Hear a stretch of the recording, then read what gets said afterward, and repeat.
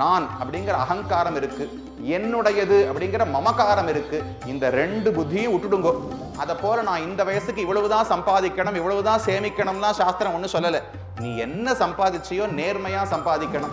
ஆன்மீக முன்னேற்றத்தில் என்னென்ன கஷ்டங்கள் வருதோ ஆச்சாரியனிடத்தில் போய் இருந்து சொல்ல வேண்டும். தவறான காரியங்களை தவிர்த்து, பாபங்கள் அபச்சாரங்களை தவிர்த்து முடிந்த புண்ணிய காரியங்களை செய்யணும். ஒரு முறை கீதையை வாசிச்சோம், பாராயணம் பண்ணோம்னா 32 பாபத்தையும் பகவான் போக்குகிறாராம். நீர் நுமதென்னிவை வேர் முதல் மாய்த்து இறை சேர்மென் உயிர்க்கு அதன் நேர் நிறை இல்லேன்னு ஆழ்வார் தெரிவித்தார். ஆத்மாவுக்கு மிக உயர்ந்த நன்மை தரக்கூடியது எதுனால் நீர் நுமது என்றிவை வேர் முதல் மாய்த்து. நான் அப்படிங்கிற அகங்காரம் இருக்கு, என்னுடையது அப்படிங்கிற மமகாரம் இருக்கு. இந்த ரெண்டு புத்தியும் விட்டுடுங்கோ.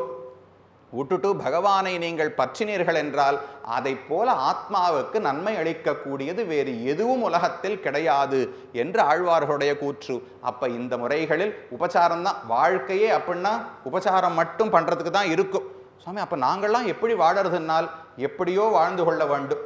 வாழ்ந்து கொண்டு இந்த உபச்சாரங்கள்ல நோக்கு அதிகமா இருந்ததுனால் தானா பகவான் அனுகிரகிப்பார். எல்லாம் வெறும ஒரு கண்ணோட்டத்தினுடைய மாற்றம். நேற்று வரைக்கும் சம்பாதிச்சுன்னு இருந்தோம், நாளைக்கு சம்பாதிக்கத்தான் போறோம். அப்ப பகவான் என்ன பக்தன் ஆயிட்டா சம்பாதிக்க கூடாதுன்னு சொல்லியிருக்காருன்னு அப்படியெல்லாம் கண்ணன் கீதையில சொல்லலை. அவனவன் வர்ணாசிரம தர்மத்தை பண்ணி நன்னா பணம் சம்பாதிச்சு உன்னுடைய தேவைக்கு அதிகமாகவனாலும் சம்பாதிச்சுக்கோ, அதுக்கு தகுந்தபடி தானத்தை பண்ணுன்னு தான் சொல்றாரே தவிர நீ இவ்வளவுதான் இந்தந்த வயசுல நம்ம இப்போ இது போடுறோமோ இல்லையோ, இந்த காப்பீட்டு திட்டம்லாம் போட்டோம்னா இந்த வயசுல இருக்கிறவர் வருஷத்துக்கு இவ்வளவு போட்டார்னா இத்தனை வருஷத்துக்கு டிஷிச்சு இவ்வளவு வரும்னு போட்டு கொடுப்பா. அதை போல நான் இந்த வயசுக்கு இவ்வளவுதான் சம்பாதிக்கணும், இவ்வளவுதான் சேமிக்கணும்னா சாஸ்திரம் ஒன்றும் சொல்லலை. நீ என்ன சம்பாதிச்சியோ நேர்மையா சம்பாதிக்கணும். சம்பாதித்ததில் நீ ஒரு பங்கை வச்சுட்டு மற்றதை மற்றவர்களுக்கு கொடுத்து பயன்படுத்த வேண்டும். அப்ப இத்தனை உபச்சாரம் பண்ணோம்னாலும் பணம் காசு வேணும் இல்லையோ. அப்ப நேற்று வரை பணம் காசு எனக்காகன்னு வச்சுட்டு இருந்திருப்போம். இனிமேல் பணம் காசு வேண்டும். இந்த இத்தனை உபச்சாரங்களை பண்ணுவதற்காக அடியன் சொன்னது ஒண்ணுமே கிடையாது. இதுக்கு மேல 100 மடங்கு 1000 மடங்கு இருக்கு. அப்ப அத்தனை உபச்சாரங்களையும் செய்ய வேண்டியது இந்த ஆத்மாவுக்கு கடமை. எல்லாம் பகவானுடைய தொடர்பாலே கிழியே சொன்னேனோ இல்லையோ.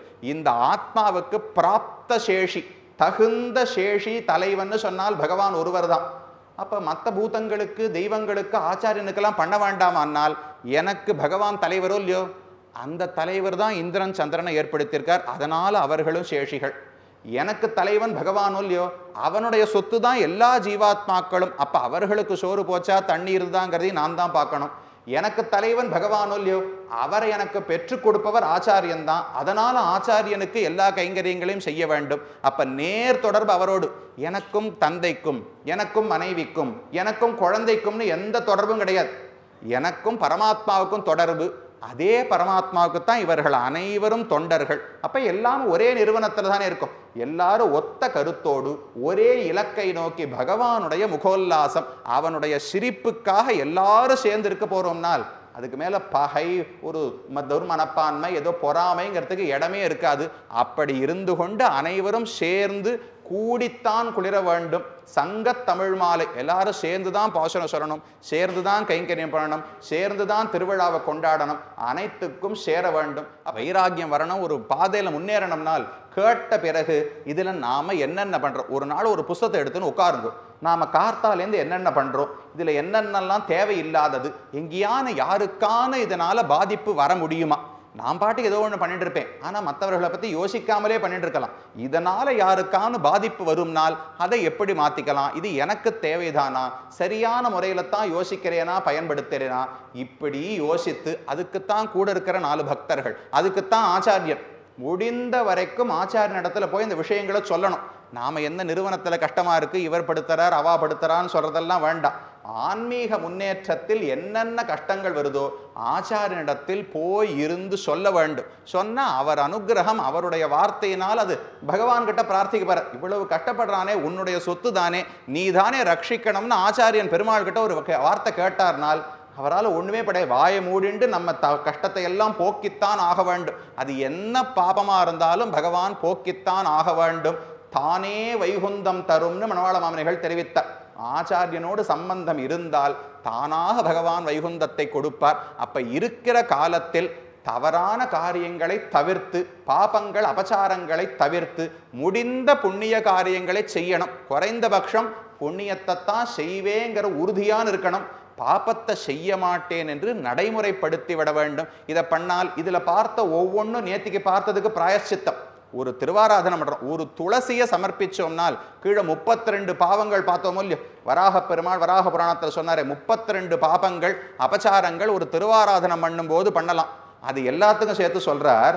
அகன்யகனி யோமர்த்தியோ கீதாத்தியாயந்து சம்பட்டேத். ஒரு முறை கீதையை வாசிச்சோம், பாராயணம் பண்ணோம்னா 32 பாபத்தையும் பகவான் போக்குகிறாராம். துளசியை கொண்டு அர்ச்சனம் பண்ணோம்னா 32 அபச்சாரங்களையும் பொறுத்து விடுகிறாராம். அவர் பொறுக்கதற்கு தயார். நான் ஒன்று உபச்சாரமே பண்ணாமல் பொறுத்து விடணும் சொல்ல முடியாது. அபச்சாரத்திலிருந்து கை வாங்க வேண்டும், அதை செய்வதை நிறுத்த வேண்டும், வெட்கப்பட வேண்டும், வருத்தப்பட வேண்டும், துன்பப்பட வேண்டும். சரி, இனிமே நல்லதைத்தான் செய்வேன் என்று 4-5 நல்லதை பண்ணோம்னால் அதை பிடிச்சிட்டு பகவான் காத்துன்னு இருக்கார். நம்ம எப்போ பிடிச்சி தூக்கலாம்னு அவர் கை எப்போதும் இருக்கு. நாம தான் கொஞ்சம் கையை நீட்டணும். நீட்டினா பிடித்து அவர் தூக்கி விடுவார். ஆகவே அபச்சாரங்கள் உபச்சாரங்கள் ரெண்டையும் தெரிஞ்சுக்கணும். உணத்தை விட்டுடணும், உணத்தை பத்தணும். அபச்சாரங்களை விட்டுடணும், உபச்சாரங்களை பற்றி கொண்டு நாமும் பின்பற்ற வேண்டும். அதற்கு பகவானுடைய அனுகிரகம், ஆச்சாரியர்களுடைய அனுகிரகம் எப்போதும் இருக்க வேண்டும் என்று அவர்கள்கிட்ட தான் பிரார்த்திக்கணும். இதில் வெவ்வேறு ஆட்கள்லாம் கிடையாது. நான் உன்னை பற்றணும் என்று பகவானிடத்தில் தான் பிரார்த்திக்க முடியும்.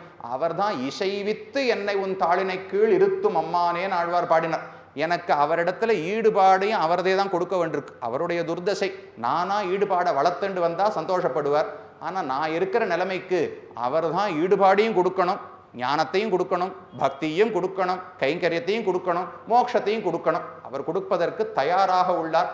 நாமும் ஒரு சின்ன ஆபிமுக்கியம், அவரை குறித்து திரும்பி எத்தனையோ பண்ணிட்டு தான் இருப்பேள், அதற்கு மேல புரிந்து கொண்டு தெரிந்து கொண்டு இந்த காரியங்களை செய்தோம் என்றால் பகவான் மேன்மேலும் உதவுவார். செங்கண் திருமுகத்து செல்வத் திருமாலால் எங்கும் திருவருள் பெற்று இன்புற வேண்டும் என்று பிரார்த்தித்துக் கொள்ளுகிறேன். மேலும் இது போன்ற சிறப்பான நிகழ்ச்சிகளை காண இப்போவே லைக் பண்ணுங்க, ஷேர் பண்ணுங்க, மறக்காம சப்ஸ்கிரைப் பண்ணுங்க.